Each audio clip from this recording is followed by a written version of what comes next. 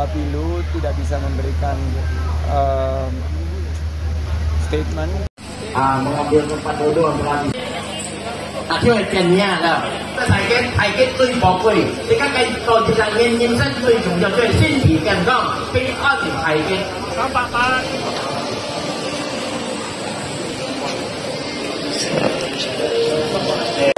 Bapilu tidak bisa memberikan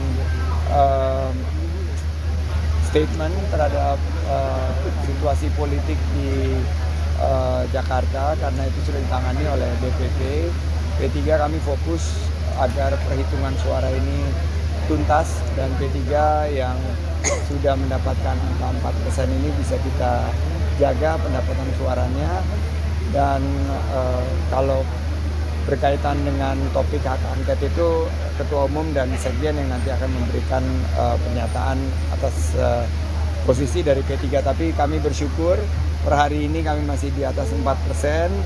Namun kami tetap berjuang agar perolehan suara yang sudah dicapai ini bisa bertahan sampai akhir perhitungan nantinya.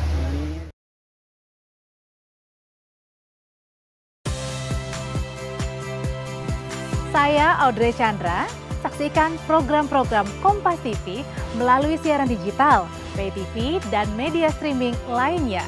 Kompas TV, independen, terpercaya.